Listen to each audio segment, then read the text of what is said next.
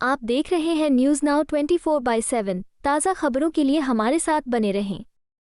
केंद्रीय मंत्री और लोक जनशक्ति पार्टी के प्रमुख चिराग पासवान का कहना है, भाजपा ने कल घोषणा की है कि दिल्ली विधानसभा चुनाव में देवली सीट लोक जनशक्ति पार्टी को दी गई है।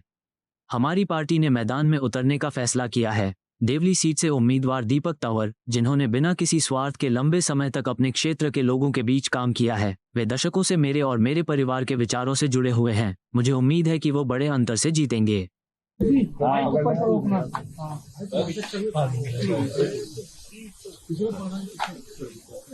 दिल्ली विधानसभा चुनाव में लोक जनशक्ति पार्टी रामविलास एनडीए गठबंधन के तहत हम लोग चुनाव लड़ने जा रहे हैं। कल भारतीय जनता पार्टी की तरफ से औपचारिक ये जानकारी साझा की गई थी कि देवली की सीट लोक जनशक्ति पार्टी रामविलास को दी गई है।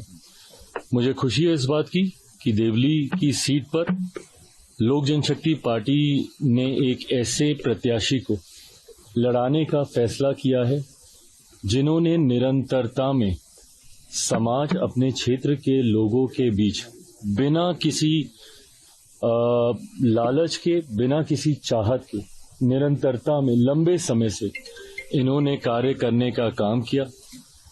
दीपक तंवर जी आज से नहीं, दशकों से मेरे परिवार, मेरे नेता आदरणीय रामविलास पासवान जी के विचारों, सिद्धांतों के साथ ये जुड़े रहे हैं। और ये इच्छा न सिर्फ मेरी बल्कि मेरे नेता आदरणीय रामविलास पासवान जी की भी थी कि इनमें वो काबिलियत है, एक जनप्रतिनिधि के रूप में समाज की, क्षेत्र के लोगों की सेवा करने की भावना है इनमें, और इनको जरूर मौका मिलना चाहिए।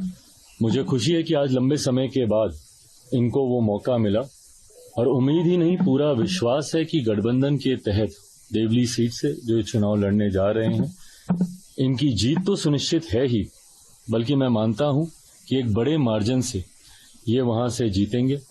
गठबंधन में तमाम साथियों का स्नेह, प्यार, आशीर्वाद इनको प्राप्त है, और लोक जनशक्ति पार्टी रामविलास का हर नेता, हर कार्यकर्ता पूरी मेहनत के साथ न सिर्फ इस बात को सुनिश्चित करेगा कि दीपक जी की जीत वहां से हो, बल्कि एनडीए का हर एक प्रत्याशी की जीत।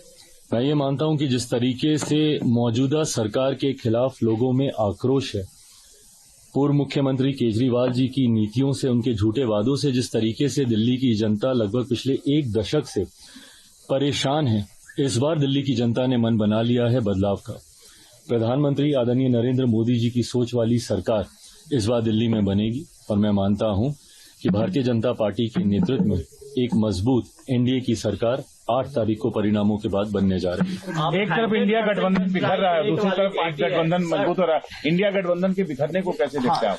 भाई, इंडिया अलायंस तो अब रहा ही नहीं ना। उन्हीं के ही नेताओं ने औपचारिक घोषणा कर दी, कई घटक दलों ने भी यहां तक बोल दिया कि भाई लोकसभा तक ही ये अलायंस था। और दिल्ली, मुझे लगता है, एक गठबंधन कैसे पूरी तरीके से बिखर सकता है, उसका जीता जागता उदाहरण है। जहां आम आदमी पार्टी, कांग्रेस, ये सारे प्रमुख दल इंडिया अलायंस को मजबूती देने के लिए एक साथ आए थे, आज एक दूसरे के सामने लड़ रहे हैं।